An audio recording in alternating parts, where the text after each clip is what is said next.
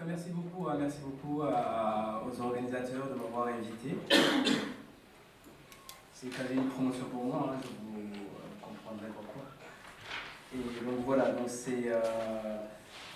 après cette excellente présentation sur la médecine en Amérique, je vous amène en Afrique, plus précisément au Sénégal, dans les banlieues pauvres de Dakar, où j'ai observé la place des médias.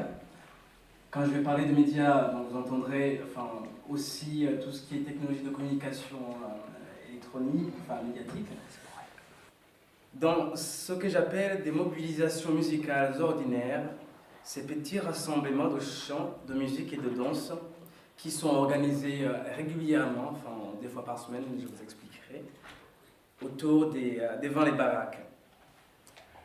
Alors, je tiens à préciser d'abord que moi je ne suis pas musicologue. Je suis quelqu'un qui travaille sur les usages des technologies de communication au quotidien, sur le téléphone, les terminaux numériques, la télévision, Internet, mais dans le cadre des activités privées, dans ces quartiers très marginalisés. Mais justement, j'ai rencontré la musique en suivant ces objets notamment les objets les terminaux numériques, que ce soit en termes de pratique d'écoute. Le micro, un outil sur lequel je vais revenir parce qu'il est extrêmement intéressant dans ces taudis. Je rappelle que je travaille sur le Sénégal et sur le Kenya. Je fais une ethnographie comparée, mais là je vais insister beaucoup sur le Sénégal. J'ai rencontré la musique aussi en travaillant par exemple en étudiant ce qu'on appelle le milieu médiatique de banlieue, où les expressions musicales qui utilisent les technologies de communication sont extrêmement importantes. Je vais évoquer cela aussi à la fin. Et notamment, je vais insister sur la figure de l'amateur, ce bricoleur qui est aussi des technologies, mais qui est aussi un mélomane et qui est un acteur central, qui fait de la production, qui est DJ, qui est maître de cérémonie, comme on va le voir dans certains portraits. Alors, je vais commencer par décrire ce que c'est ces sociabilités musicales ordinaires, qui sont très différentes des cérémonies officielles ou même de ce qu'on voit dans le cadre des activités commerciales de rue. Et après, je vais essayer de voir comment les objets, en suivant les objets par exemple, ou tout simplement comment les griots, les griots et les DJ, justement, entre guillemets les DJ, en tout cas, vous comprendrez pourquoi, cohabitent et interagissent, parce que ce sont les principaux prestataires de ces cérémonies, qui sont féminines. Et puis, on verra comment les objets, je vais essayer de voir comment les mutations, les médiamorphoses, en tout cas les transformations des objets, ont un rapport aussi avec les transformations des métiers et des représentations que les gens ont sur les métiers. Alors, voilà. Qu'est-ce que je vais vous raconter alors dans cette histoire ? Là, c'est juste une petite image d'une petite cérémonie nocturne, mais très domestique. C'est pas familial, c'est autour des baraques, devant les baraques. Et là, c'est d'autres clichés pris par un téléphone portable. C'est pourquoi les images ne sont pas de très bonne qualité. Mais c'est très important parce que on voit à quoi ça ressemble. Donc je vais vous faire un petit texte, vous lire un petit texte pour vous donner une petite photographie par exemple. Tous les mercredis et vendredis, tout au long de ma rue de résidence à Touba Pikine, entre 17h et 19h, des groupes de jeunes gens chantent et dansent. Ces petites fêtes de rue me paraissaient étranges au début de mon terrain. Que fait-il aussi régulièrement ces gens qui d'apparence manquent de tout ? Pour moi, donc, qui ai grandi dans un univers où la danse, j'ai grandi, pour le rappeler, plutôt en Afrique de l'Est, où la danse et le chant sont exécutés généralement lors des cérémonies solennelles, les mariages et le baptême ou d'autres cérémonies. Donc j'étais assez surpris par le caractère aussi routinier de ces fêtes de quartier. Ce qu'on appelle les tours, par exemple, c'est la forme majoritaire de ces petits rassemblements spontanés, plus ou moins spontanés, parce que c'est assez codifié, comme vous le verrez. Les tours sont par exemple des rassemblements plus ou moins improvisés qui réunissent les jeunes filles du voisinage devant la baraque de l'une d'entre elles et à tour de rôle ou à tour. Une portion de rue ou une place devant la maison de l'organisatrice se transforme ainsi en un espace de performance. Encouragées par les autres participantes, mais surtout par le son du griot ou du DJ, selon, les danseuses se lancent au centre du cercle, les corps rivalisent de pas et de mouvements suggestifs entraînés par le sabar. Kringelbach a si bien décrit, enfin c'est une référence voilà. Elle a si bien décrit cette danse à la fois athlétique et ironique. Le sabar, dont le tempo change selon le griot, selon le batteur ou le DJ du jour, s'inspire du style et des stars d'une balax. La balax, c'est le fameux style de Youssou N'Dour qui mélange les traditions sénégalaises à la world music. Dans les clips, et parfois justement, c'est ça qu'on verra après, dans la petite cérémonie, il y a de plus en plus une habitude d'utiliser des clips. Le DJ en fait, il mixe pas que le son, mais non, au Sénégal, il mixe la vidéo surtout. Enfin, c'est très artisanal, mais ça marche très bien, et les gens adorent voir ça. Il y a une variante du sabar, de cette danse qui anime une variante de nuit, donc celle qu'on a vue tout à l'heure, qui est plus où les corps se lâchent davantage, et puis on verra que c'est une influence des DJ plutôt que des griots. Ça s'appelle le tanbih. Il y a aussi, ça c'est plus nocturne et c'est plutôt plus suggestif, c'est vraiment pour surtout les jeunes filles qui cherchent à se marier.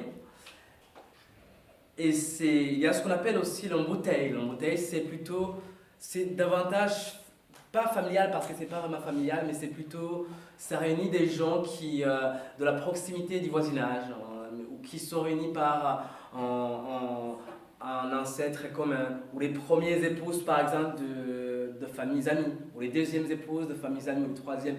Voilà, c'est structuré comme ça en tout cas. Il y a une dimension plus, pas familiale, mais plus sociale, de voisinage, tandis que dans le tanbih par exemple, plus animé par des DJ et modernes, et sont plutôt ça par exemple c'était une bota, et ça réunit plutôt des femmes qui sont, c'était les deuxièmes épouses par exemple dans le voisinage, avec leurs enfants évidemment. On n'a pas vu mais ça, le truc en noir qui est là, c'est un dispositif sonore, et dommage qu'on ne le voit pas. Et puis l'animateur est quasi invisible, mais il joue une place importante. Ce qu'il faut voir, c'est que ces petits rassemblements, comme je vais vous l'expliquer, elles sont presque... C'est très féminin. Les garçons ont un rôle à part, mais ils sont d'abord féminins. Alors, là, c'est par exemple... je vais revenir, c'est une tanbih animée par un DJ et l'autre par un griot. On verra la différence au-delà de la configuration comme ça. En principe, tout le monde est invité à danser, mais souvent certains types de danse ou de rythmes imposés par le griot ou le maître batteur sont réservés aux danseurs plus agiles. C'est le cas des Sibouyen par exemple.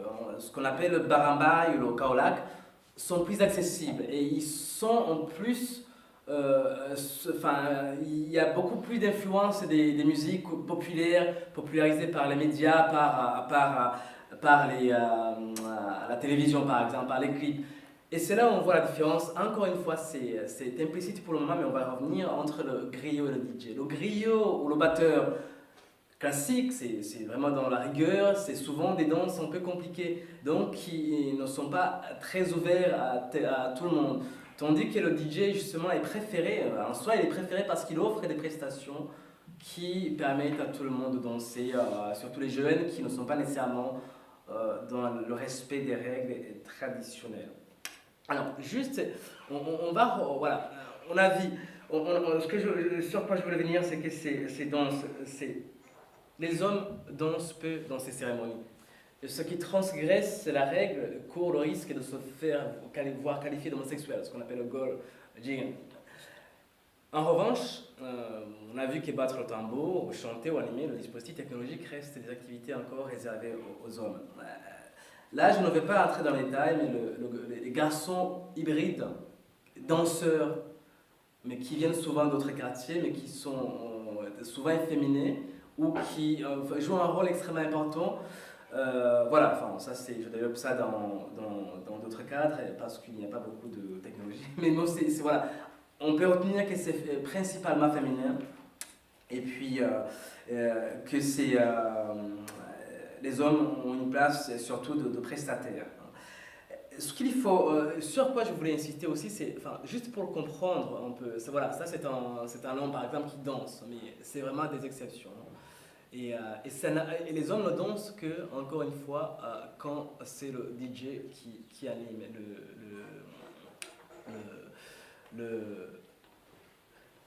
la petite cérémonie. Enfin, c'est très important de situer ces petites cérémonies. Ce ne sont pas des fêtes. En fait, il y a quelques gens qui ont travaillé sur ça. Moi, je les situe plutôt, enfin, lorsqu'on fait une ethnographie de bidonville, c'est vraiment dans une sorte de mode d'habité alternatif, par exemple. Enfin, je montre comment l'occupation de l'espace urbain de proximité. Et d'ailleurs, c'est pourquoi c'est une activité de femmes. Les femmes sont souvent dans un espace social qui leur confine une place subalterne, en général. Mais le soir, justement, enfin, ils en profitent pour performer ce petit espace qui les reste. D'ailleurs, c'est pourquoi ça se fait dans l'espace de voisinage qui, même le matin, est généralement féminin, parce que les hommes vont plus loin. Ils vont s'asseoir plus loin. Pas nécessairement plus loin, mais sur des places plus formalisées, hein, devant les magasins, comme ils disent, hein, par exemple.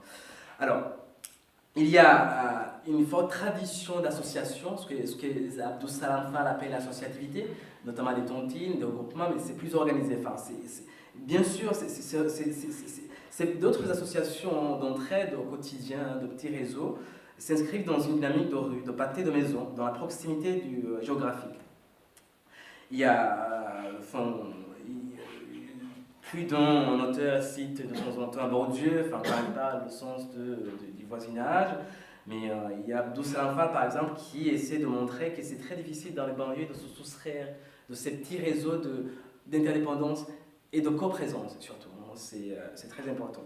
Bon, on peut situer cet investissement de l'espace urbain dans des questions plus de réappropriation de la ville africaine, par nature coloniale. Il y a de la littérature sur ça. Il y a d'autres gens qui inscrivent cette associativité dans le cadre des mouvements féminins, africanistes, notamment Soroigay de Bordeaux. Alors, je vais revenir sur les tours pour parler de la cohabitation entre les DJ, de la cohabitation et voilà, je suis désolé, je suis pas très doué je travaille sur les médias, hein, les technologies de communication. Alors, je vais revenir sur comment les griots et les DJ cohabitent Alors, dans le cadre des tours, les actrices exécutent donc des performances aussi dans l'espace extérieur qui leur confine habituellement une position subalterne. Il s'agit surtout d'un marché où s'affrontent des acteurs de l'économie du son, DJ, griots, gérants des points multimédia de téléchargement, managers de quartier, des community managers plutôt de quartier qui proposent tout un tas de services aux artistes.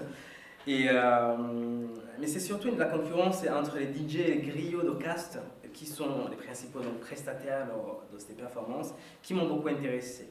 Si les premiers profitent toujours de leur authenticité, c'est une enquêtée femmes qui m'ont dit ça, les seconds s'imposent par leur savoir-faire technique et urbain. Dans certaines familles, lors des cérémonies plus familiales et plus rituelles, comme les mariages ou les avant-mariages, parce qu'avant, c'est qu'avant des fêtes officielles, il y a une série de rencontres qui donnent lieu aussi à des festivités en amont et en aval, et c'est une économie aussi que les DJ et les griots investissent. Dans certaines familles, donc, lors des cérémonies plus familiales et plus rituelles, les griots sont systématiquement invités parce que, comme on le dit une enquêtée aussi, ici à Pékin, plus qu'au centre-ville, nous sommes plus attachés à notre culture. Donc pour la plupart des enquêtés, inviter un griot et non un simple chanteur signifie organiser une vraie fête sénégalaise. Et surtout, ça montre qu'on possède une histoire familiale, qu'on vient de quelque part. amener un griot, un vrai griot de la caste des griots, ça c'est un entretien. C'est important dans cette ville qui a perdu toutes ses valeurs. Ça montre aux invités que nous sommes une famille qui a une histoire qui vient de quelque part. C'est vrai, ce n'est pas le cas de tout le monde ici. Dans la cour, par exemple, nous avons des voisins qui ne viennent de nulle part. Ils ont grandi dans la rue. Alors, dans les bidonvilles, c'est un lieu où les gens tiennent beaucoup à venir de quelque part. Avoir une famille, avoir une histoire, c'est très important. C'est souvent déroutant pour quelqu'un qui n'est pas... Parce que c'est vraiment la première chose. Surtout, enfin voilà, parce qu'il cohabite aussi des gens qui ne viennent vraiment de nulle part. Mais bon, beaucoup aussi s'inventent une histoire. Mais c'est comme ça, c'est le jeu. Enfin, l'enjeu de l'urbanité, c'est de savoir se créer une histoire, s'inscrire dans une histoire. Enfin, donc le griot qui est là pour chanter, enfin le griot, enfin je ne vais pas, enfin je pense que vous connaissez tous que c'est un griot, mais c'est quelqu'un qui chante beaucoup, qui inscrit beaucoup la famille dans une histoire, dans une généalogie, dans un lieu, voilà. Voilà, donc c'est là où le griot l'emporte un peu sur le DJ. Mais par contre, le DJ, lui, invité en DJ, c'est un signe d'installation dans le projet urbain. C'est très important aussi. Il me reste combien de minutes, pardon? 4 minutes, ok. Voilà. Donc, invité en DJ, enfin, c'est un signe d'installation réussie en ville. C'est très important aussi. Hein, c'est être arrivé, comme ils disent. Ça veut dire je suis arrivé. Parce qu'il y a beaucoup de gens qui viennent, hélas, dans le bidonville, c'est souvent un lieu de passage, qui viennent, qui ne réussissent jamais à s'installer en ville. Voilà, s'installer, donc il y a beaucoup de représentations autour de ça. Et dans tous les cas, le DJ aussi il est apprécié parce qu'il est intégré dans les réseaux diasporiques. Le DJ sont souvent de jeunes gens guéris aux cultures du monde, donc qui utilisent beaucoup Facebook, qui est connu pour faire des mix et des formats multimédia, qui diffuse sa modération sur les réseaux numériques. C'est toujours sur Internet, car les productions sont validées et partagées par la diaspora, qui tire l'essentiel de sa réputation. Donc, y a tout. Je vais quand même avoir une minute pour parler du micro, parce que les frictions entre acteurs, entre DJ et entre acteurs, en fait, c'est au niveau aussi des objets. Hein. Enfin, là, j'ai sauté beaucoup de choses, mais bon, je suis désolé pour la gestion du temps. Mais c'est très important. Et cette fois-ci, le DJ affronte le forgeron, l'artisan. Hein. C'est Louis de la classe.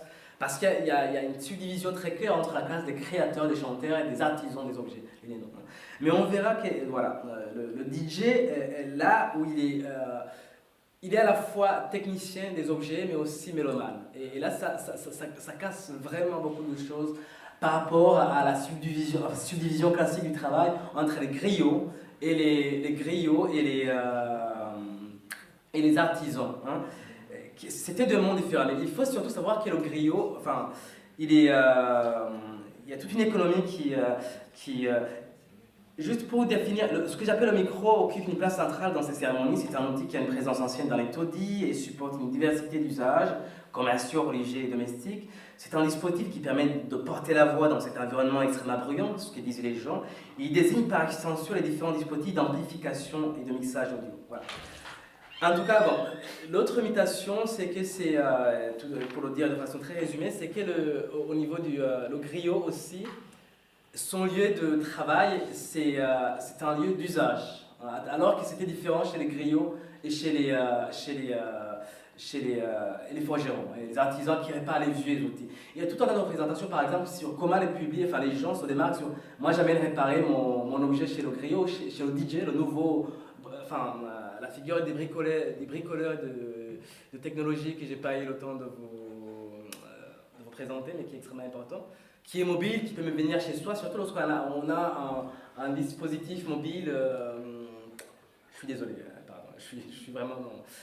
Surtout lorsqu'on a des objets qui viennent de Paris, ils aiment dire ça, ou d'Italie, les gens préfèrent, parce que c'est des objets sophistiqués, ils préfèrent faire appel aux bricoleurs technologiques qui a aussi souvent le DJ, qui non seulement vient à la maison, il est mobile avec son laptop, il installe des logiciels, parce que c'est plus seulement que l'objet, c'est souvent une histoire de logiciels, de ressources, mais aussi installe les sources qu'il faut, hein, des ressources logicielles, mais aussi des sources musicales. Hein.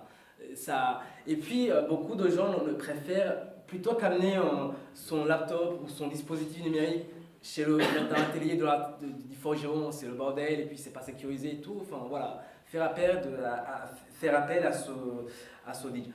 Je suis désolé, donc je ne vais pas vous en dire un peu plus sur ça, mais bon, enfin, là j'avais prévu aussi de vous parler de l'importance des structures intermédiaires dans les bidonvilles qui sont les radios engagées. C'est pourquoi d'ailleurs, moi je suis arrivé chez ces gens parce que c'était important pour comprendre la réception et le travail des radios. À Pékin, par exemple, un lieu qu'on appelle, la radio Oxygène que je décris longuement, c'est un lieu important. L'association Afrique Culture Band, c'est quasiment tous ces DJ qui sont dans les fêtes. J'ai des portraits par exemple de DJ. Tous ces DJ des fêtes de quartier, ce sont eux qui animent ces radios. Et ce sont eux qui portent aussi un discours. La différence entre un DJ qui chante les louanges familiales, le DJ, lui, il chante. La plupart des DJ que j'ai rencontrés sont inspirés par une ancienne forme de chant traditionnel qui s'appelle le tasso, qui est une chant de femme féminin. Même si c'est un métier d'homme, qui est plutôt des chansons de revendication, mais du quotidien, de la dureté du quotidien. Et c'est ça qui, alors que les griots, eux, restent sur des discours d'histoire, la notabilité, la noblesse, des choses comme ça.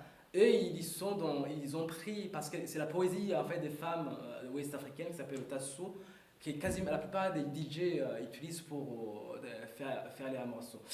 Il y a très peu de DJ, ça c'est la radio Oxygène par exemple, c'est aussi un lieu de rassemblement de tous ces DJ de proximité, mais c'est un lieu aussi d'atterrissage de tous ces acteurs de ce qu'Alard appelle la techno-philanthropie mondialisée, des associations de France, de partout qui vont aider, qui sont engagés socialement. Voilà, et puis j'avais prévu d'offrir, en tout cas il faut le dire vraiment pour finir, c'est ce DJ c'est une des DJ qui a commencé sur mon terrain, je l'ai observé pendant une année, mais qui est maintenant devenue une des DJ, c'est la première DJ de femme, justement parce qu'elle a amené ce chant tasso. Et après l'apprentissage qui est passé par les fêtes de quartier et par l'association Afrique Culture Band et puis la radio Oxygène. Et puis voilà, c'est DJ Zaina, je l'ai vu monter, passer par la radio Oxygène, elle a fait des choses extraordinaires. Voilà, donc je voulais finir pour moi qui travaille sur les usages des médias. En Afrique, les gens qui travaillent sur les médias et les gens qui travaillent, en tout cas dans le champ africaniste, c'est les gens qui travaillent sur la musique, c'est deux mondes qui s'ignorent, qui ne se connaissent pas. C'est vraiment un moment pour dire, il faut vraiment tout faire pour...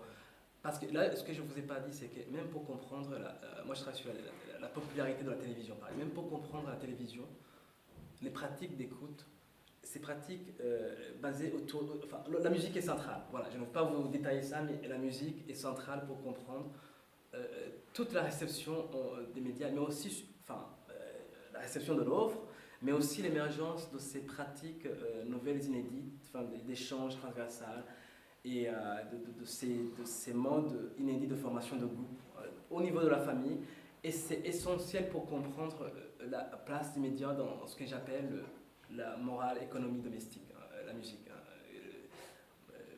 David Morley, justement, des Cultural Studies, a beaucoup utilisé ce concept pour comprendre comment les médias arrivaient, en articulant justement la dimension à la fois matérielle, technologique et symbolique, voir comment la télévision domestique, par exemple, arrivait avec certains formats.